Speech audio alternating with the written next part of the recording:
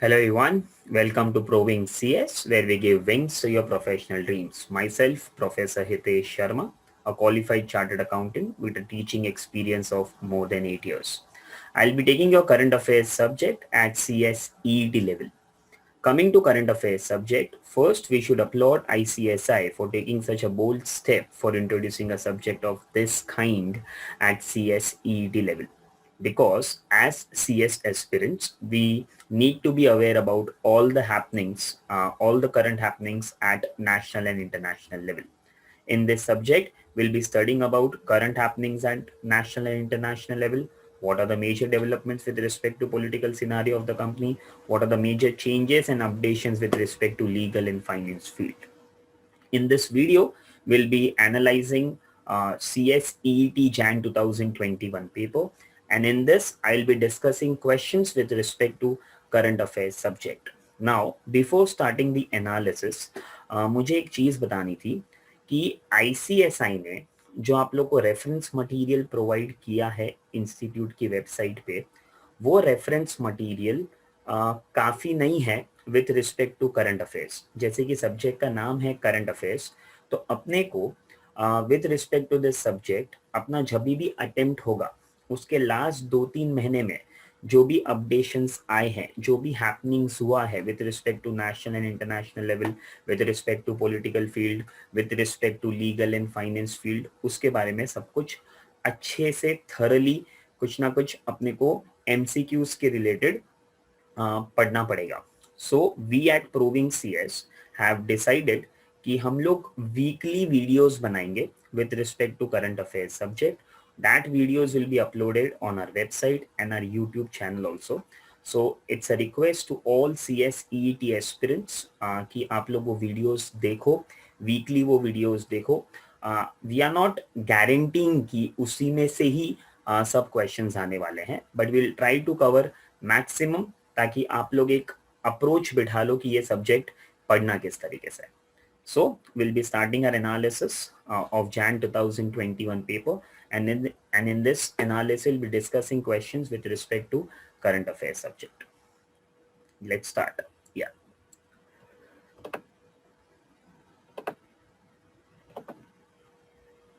Question 1.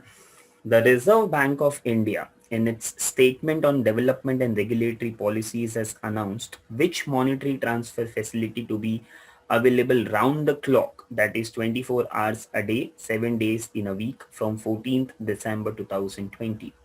The correct answer is RTGS, Real Time Gross Settlement. अब before 14 December 2020, RTGS की जो facility provide करती है banks, that was available from 8 AM to 7 PM on working days. अब 14 December 2020 midnight से 24 hours a day, 7 days in a week, all 365 days in a year, RTGS का facility available रहेगा.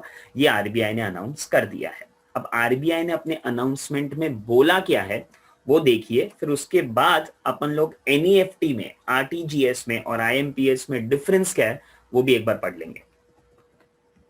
In a statement, RBI says that it has been decided to make RTGS available round the clock on all days of the year with effect from 12:30 hours on 14 December 2020.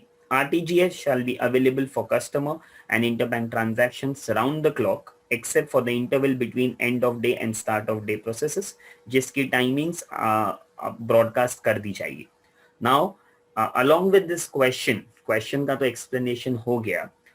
NEFT, RTGS और IMPS में difference क्या है एक बार वो भी देख लेते हैं.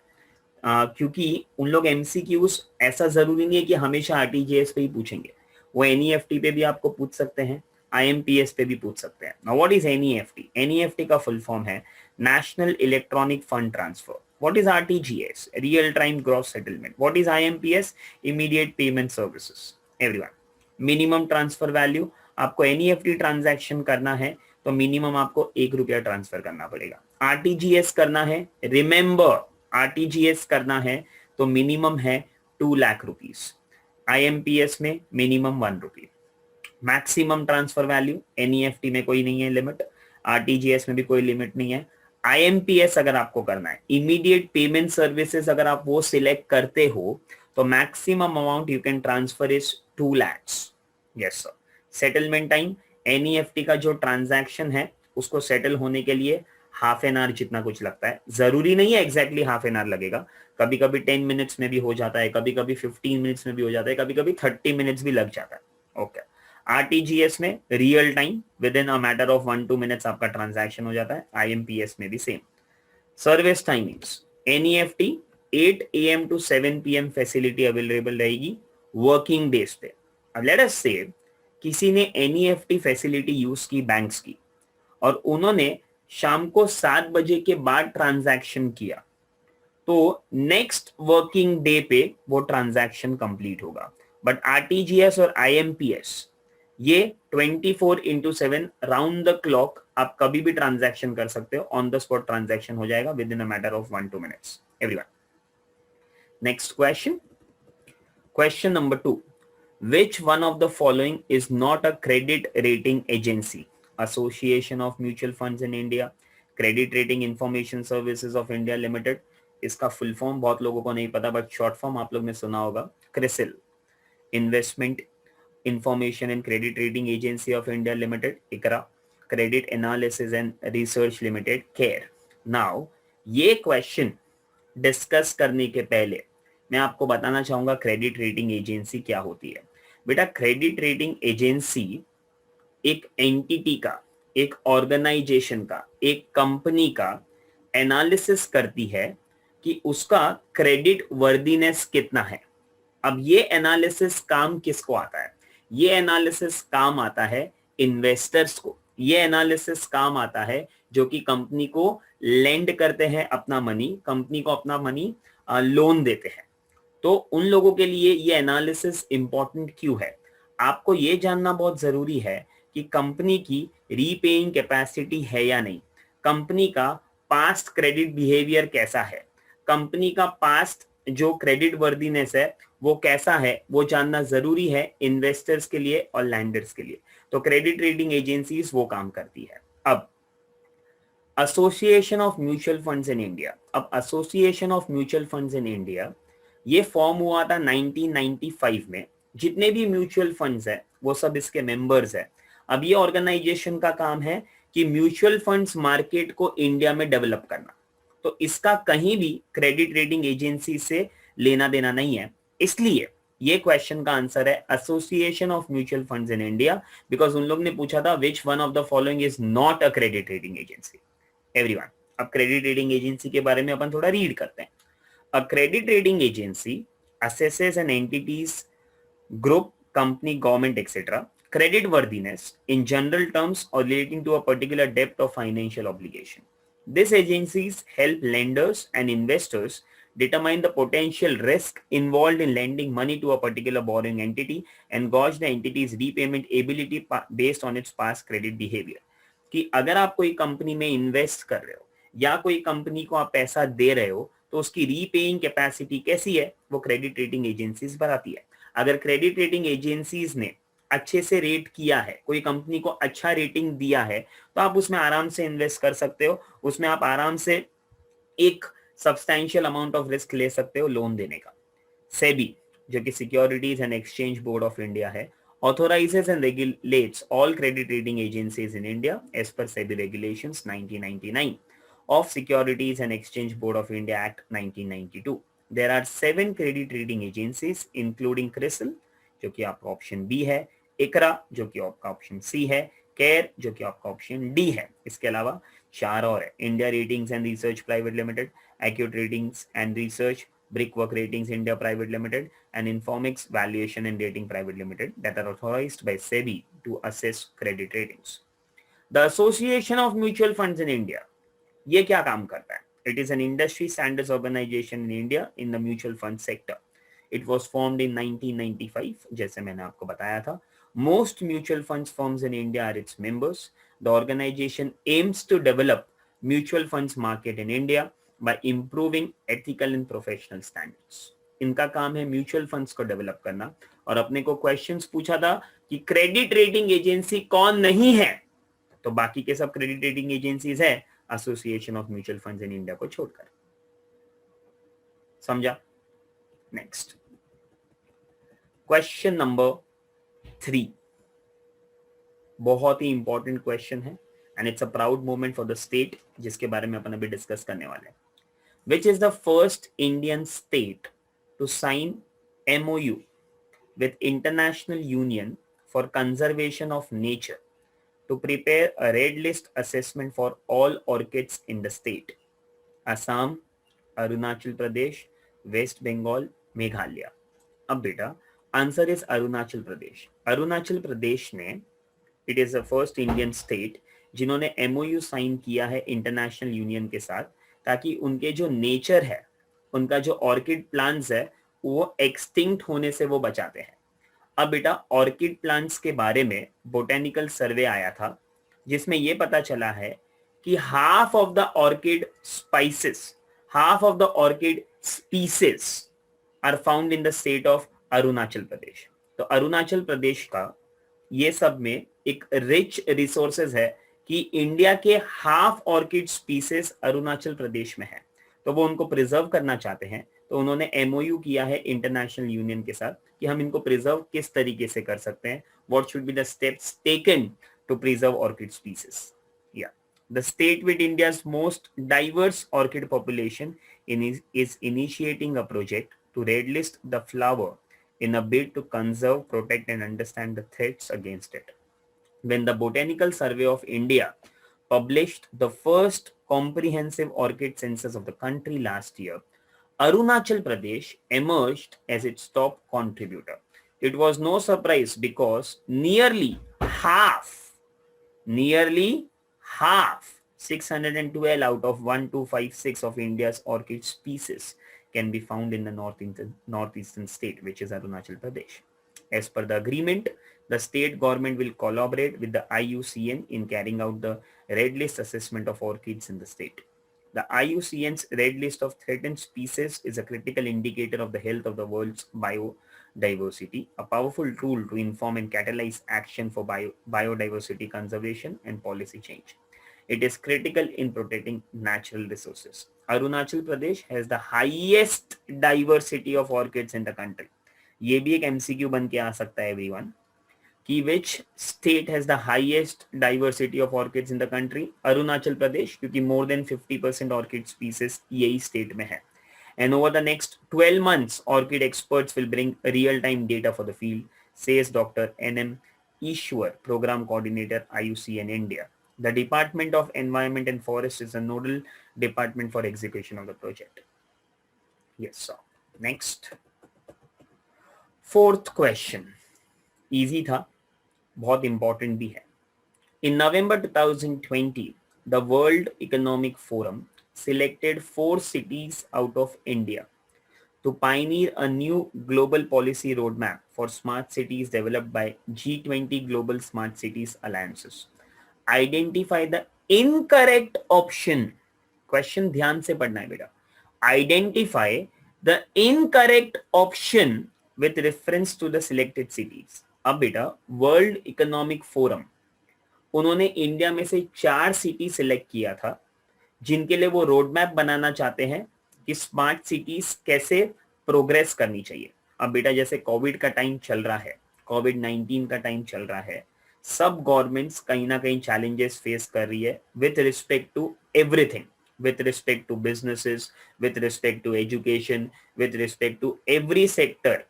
कहीं ना कहीं गवर्नमेंट्स चैलेंजेस फेस कर रही है. तो वर्ल्ड इकोनॉमिक फोरम ने इंडिया में से 4 सिटी सेलेक्ट किया है जिनके लिए वो रोड मैप बनाना चाहते हैं कि स्मार्ट सिटीज ये लाइन पे चलनी चाहिए. तो उसमें से 4 सिटीज में से एक सिटी इसमें ऐसी है जो कि इनकरेक्ट है, जो कि वर्ल्ड इकोनॉमिक फोरम ने नहीं ली है. Let's see. बैंगलोर, फरीदाबाद, भोपाल, हैदराबाद. तो Bangalore has been selected, Faridabad भी सिलेक्टेड है, हैदराबाद भी सिलेक्टेड है और फोर्थ है इंदौर. तो आपका करेक्ट आंसर है भोपाल. भोपाल सिलेक्टेड नहीं है. अब बेटा वर्ल्ड इकोनॉमिक फोरम ने 36 सिटीज लिया है अक्रॉस द ग्लोब, उसमें से 4 सिटी इंडिया में से लिया है। पढ़ो।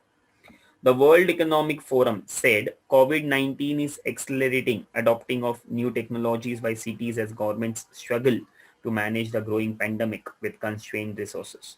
The statement said that World Economic Forum has selected 36 cities from 22 countries and 6 continents to pioneer a new global policy roadmap for smart cities developed by G20 Global Smart Cities Alliance.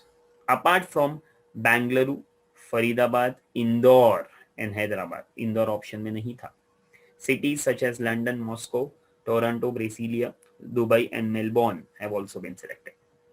Yes sir. Next, in November 2020, India and which of the following countries signed 3 new bilateral agreements at the first ever meeting held between two countries after a gap of 20 years? बेटा जब ये आप question पूरा मेरे साथ discuss करोगे उसके बाद आपको एक आयरनी लगेगा कि ऐसा हो कैसे सकता है, बट ऐसा हुआ है। पढ़ो। कौन सी कंट्रीज के साथ इंडिया ने एक बायलैटरल एग्रीमेंट साइन किया है नवंबर 2020 में? South Africa, Luxembourg, Israel, Kenya. The answer is Luxembourg. After a gap of 20 years there has been an agreement between India and Luxembourg. अब आपको मैं एक बात बताना चाहता हूँ, लग्जमबर्ग का जो स्टॉक एक्सचेंज है वो इंडिया में 3rd लार्जेस्ट इन्वेस्टर है। तो ये एक सरप्राइज मोमेंट है कि 20 years के बाद इंडिया और लग्जमबर्ग में बायलैटरल एग्रीमेंट हुआ है। और यहां पर अपने को क्रेडिट देना चाहिए पीएम नरेंद्र मोदी को, क्योंकि इन्होंने जो इंडिया की ग्लोबल इमेज स्प्रेड की है इन अ राइट डायरेक्शन, पहले ये सब नहीं हुआ है। Imagine, Luxembourg stock exchange India में 3rd लार्जेस्ट इन्वेस्टर है और उनके साथ अपन बायलैटरल एग्रीमेंट कर रहे हैं 20 साल के बाद। एवरीवन, अब Luxembourg stock exchange 3rd largest investor है, अपन 20 साल के बाद अग्रीमेंट करें तो अग्रीमेंट कौन सी नीड्स पे हुआ है?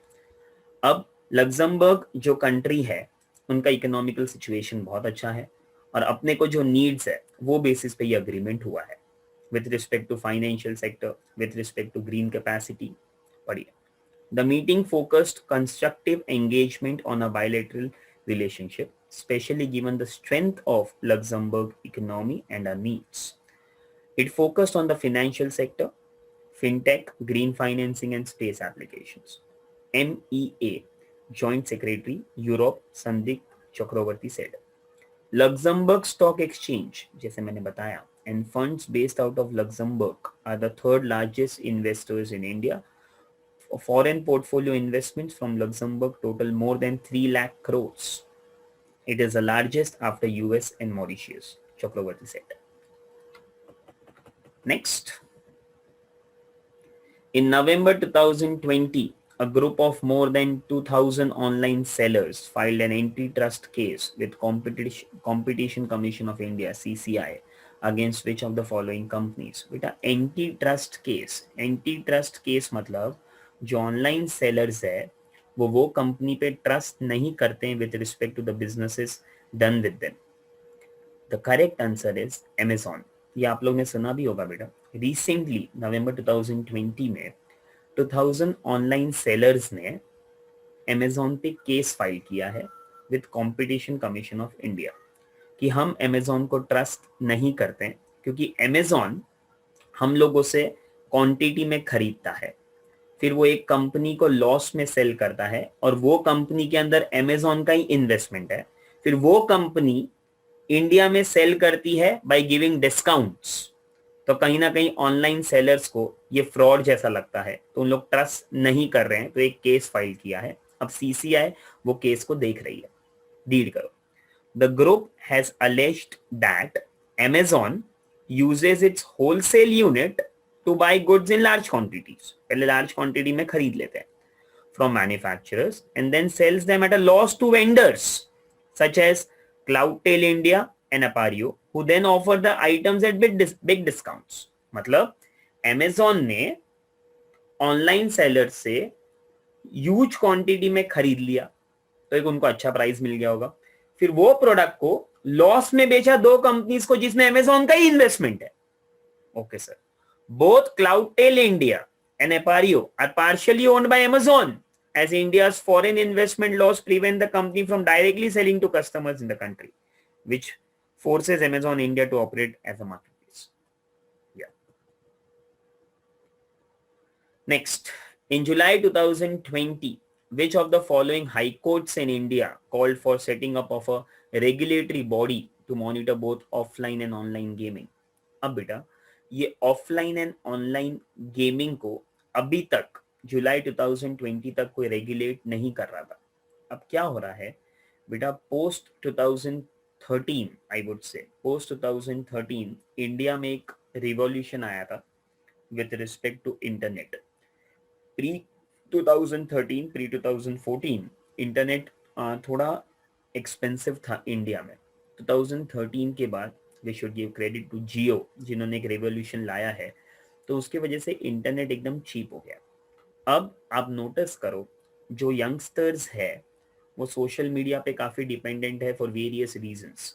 तो अब जो ऑनलाइन गेमिंग है उसमें बहुत सारे गेमिंग्स स्पेक्युलेटिव नेचर के हैं जहां पर मॉनिटरी या you can say money involve है, मॉनिटरी ट्रांजैक्शंस होते हैं लीगल तरीके से. तो कहीं ना कहीं वो बच्चे लोग के ब्रेन को अफेक्ट कर रहा है, कहीं ना कहीं वो स्टूडेंट्स जनरेशन को अफेक्ट कर रहा है.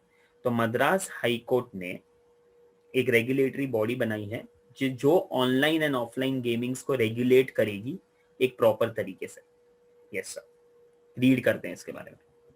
The Madras high court has said that the government through suitable legislation should regulate and control online gaming. The court said that it is not against virtual games. Court बोल रही है हम virtual games के against नहीं है, but आप notice करो अभी आईपीएल का सीजन चल रहा है, ये ड्रीम 11 है जहां पर पैसा इन्वॉल्व है और आप पैसा लगा सकते हो. तो कहीं ना कहीं मद्रास हाई कोर्ट बोलती है कि we are not against that अगर वो प्रॉपर तरीके से हो रहा है तो, बट कहीं ना कहीं रिस्क इन्वॉल्व है तो एक बॉडी होनी चाहिए जो इसको रेगुलेट करे.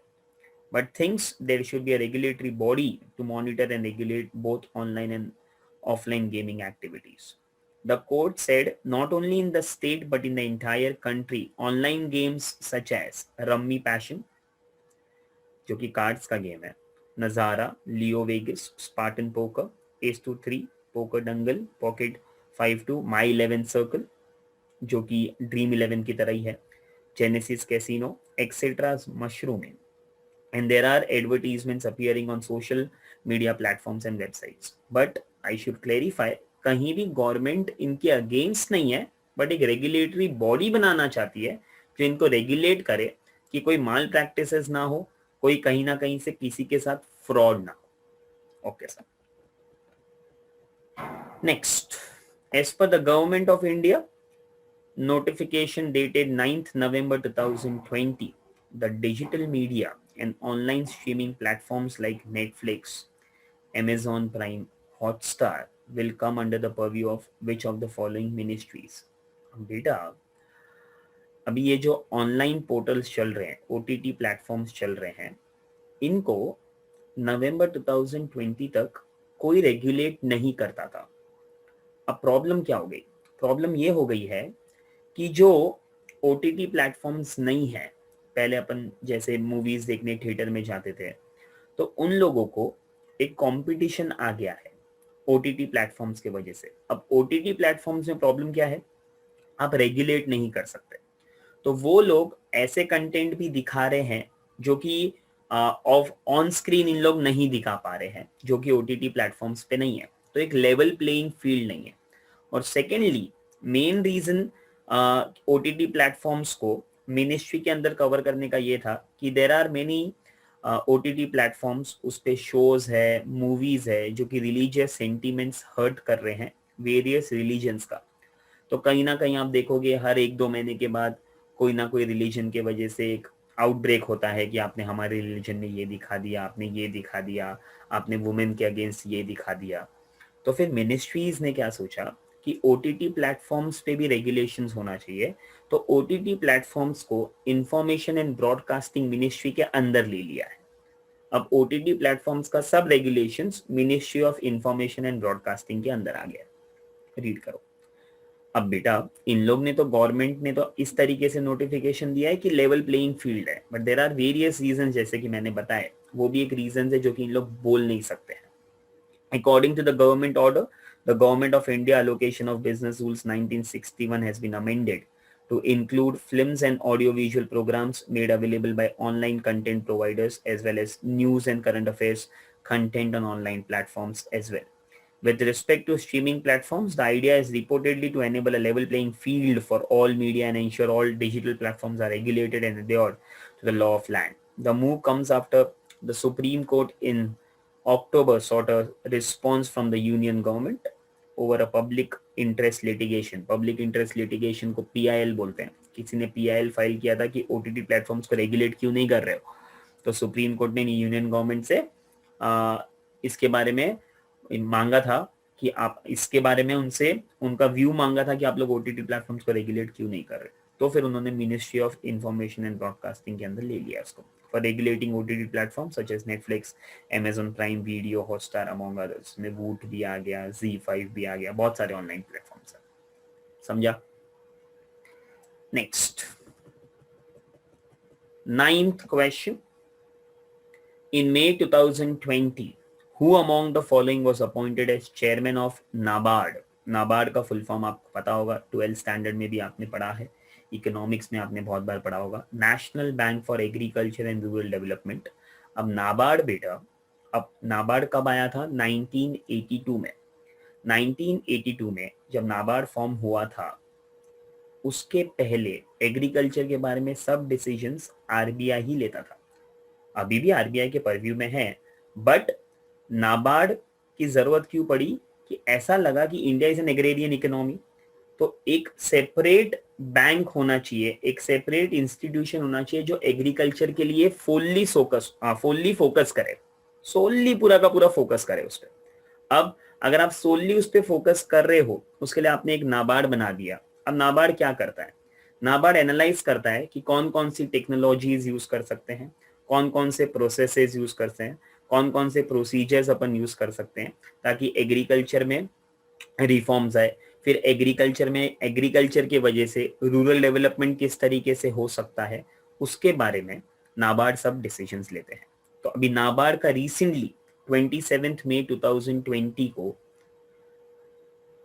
अपॉइंटमेंट हुआ है चेयरमैन का। उनका नाम है GR Chintala, Govinda Rajulu Chintala. Okay, sir. Next, 10th question. With effect from Jan 1, 2021, important question again. Who has been reappointed as the managing director of Kotak Mahindra Bank for a further period of 3 years by RBI? Uday Kotak, Madhukar Parekh, Amitabh Chaudhary, Sandeep Bakshi. Answer is Uday Kotak. अब उदय कोटक का appointment RBI ने पास कर दिया है। उदय कोटक अब managing director रहेंगे 3 साल के लिए, बट इसके ऊपर बहुत सारे क्वेश्चंस उठ के आए थे, बिकॉज आरबीआई ने रिसेंटली एक पेपर दिया था, उसमें क्लियरली मेंशन था कि अगर कोई प्रमोटर है या कोई लार्ज शेयर होल्डर है बैंक का, जो कि 10 ईयर्स से बैंक को सर्विस दे रहा है या 10 ईयर्स से बैंक का सीईओ है, वो 10 साल से ज्यादा मैनेजिंग डायरेक्टर नहीं बन सकता। अब उदय कोटक जी 17 ईयर्स से सर्व कर रहे हैं कोटक महिंद्रा बैंक को, तो ये अपॉइंटमेंट की वजह से बहुत सारे क्वेश्चन मार्क्स आए थे आरबीआई के ऊपर। The Reserve Bank of India has approved the appointment of Uday Kotak as a managing director and chief executive officer of Kotak Mahindra bank for a further period of 3 years with effect from 1st Jan 2021, according to a stock exchange release. Kotak's reappointment had come into question after RBI released a discussion paper in June this year on governance at commercial banks. The paper had proposed capping the tenure of bank CEOs who are promoters or large shareholders at 10 years. कि 10 years से ज़्यादा सर्व नहीं कर सकते। Uday Kotak has already served as the head of Kotak Mahindra Bank for the past 17 years. तो RBI ने खुद ने बोला था कि 10 years से ज़्यादा सर्व नहीं कर सकते। उदय कोटक जी 17 years से सर्व कर रहे हैं, फिर भी इनका जो अपॉइंटमेंट है वो अप्रूव कर दिया गया। तो थोड़े क्वेश्चन मार्क्स आरबीआई पे आए थे, इसका अभी तक आरबीआई को आंसर देना बाकी है. Yes. 11th question, easy question. In which city of Maharashtra who was the first child friendly police station inaugurated in December 2020? Pune, Solapur, Nagpur, Nashik. Pune. बेटा पुणे में first child friendly police station inaugurate हुआ है. इसमें ये police station, child friendly police station के पीछे objective ये है कि जो भी बच्चे हैं उनके अगेंस्ट कुछ इनजस्टिस हो रही है तो वो ये पुलिस स्टेशन पे आके कंप्लेन कर सकते हैं विदाउट एनी फियर्स. या तो कोई बच्चों से गलती हो गई है या कोई क्रिमिनल एक्टिविटी हो गई है तो उनको रिहैबिलिटेशन के लिए कुछ करना है तो ये चाइल्ड फ्रेंडली पुलिस स्टेशन उसमें हेल्प करता है. Read. In a first of its kind initiative in Maharashtra, Pune City Police started the Bal Nahi child-friendly police station on the premises of Lashkar Police Station in Pune camp. Objectives of child-friendly police station include creating a setup of police premises that promises to provide a curative and preventive approach at rehabilitating children in need. Police said the aim of the initiative was to provide an environment that will enable children to report cases without fear. This will benefit even those children who have committed offenses and ensure that repeated offenders and children from nearby communities are not engaged in criminal activities and on the contrary support police in prevention of crime. Yes. Next. In Jan 2020, India's first e-waste clinic was opened at which of the following cities? अब ये e-waste क्या होता है उसके बारे में अपन बात करते हैं. अभी अहमदाबाद, भोपाल, प्रयागराज जो कि इलाहाबाद को रीनेम करके बन गया है, Chennai. Answer is Bhopal. Now what is electronic waste? बेटा electronic waste are those waste which results from electronical appliances जैसे कि कंप्यूटर्स हो गया, टेलीविजन्स हो गया, फिर आपका जो मोबाइल फोन्स हो गया. उनकी जब एस्टिमेटेड लाइफ खत्म हो जाती है, वो सब पूरे के पूरे डेप्रिशिएट हो जाते हैं तो उनको अपन स्क्रैप में बेच देते हैं.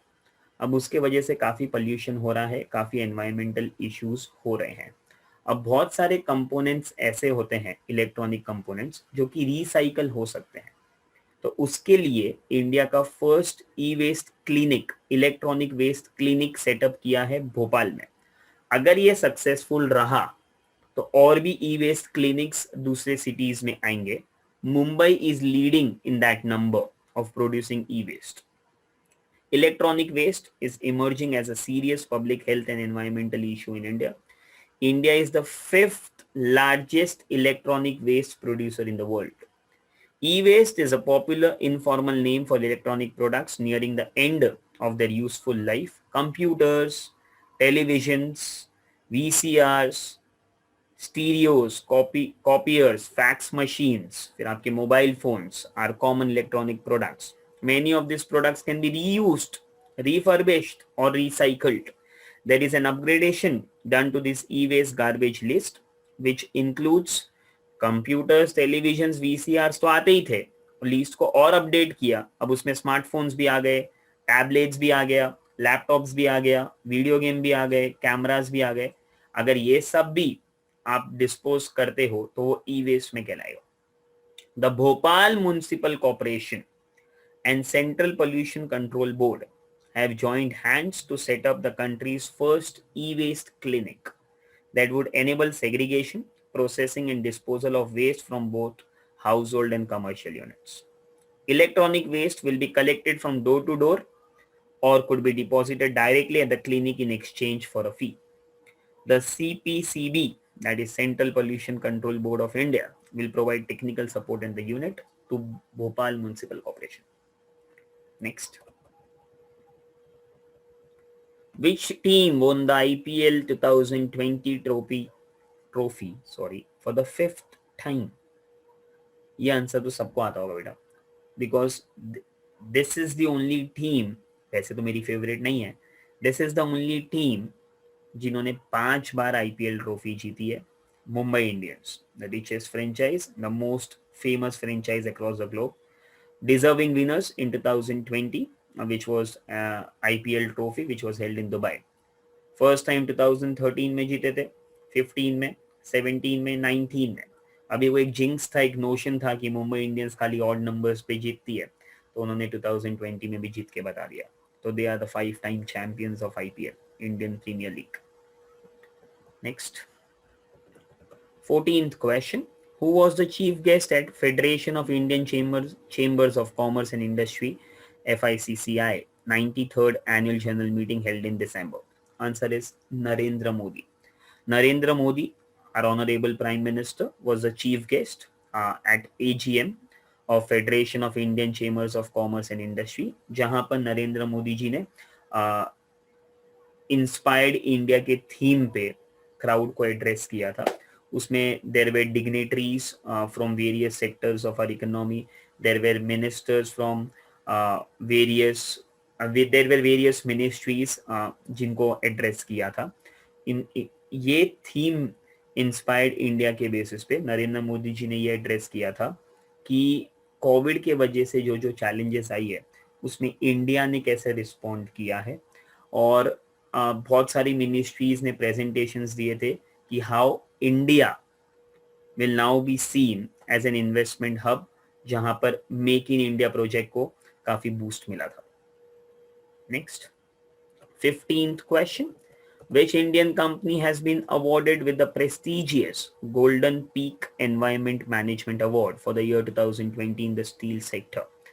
अब बेटा जैसे नाम है golden peak environment management award, मतलब ये अवार्ड वो कंपनीज को दिया जाता है जिन्होंने मेजर्स लिए हैं कि एनवायरमेंट में जो रिसोर्सेज है उसको कैसे प्रॉपर्ली यूटिलाइज करने का.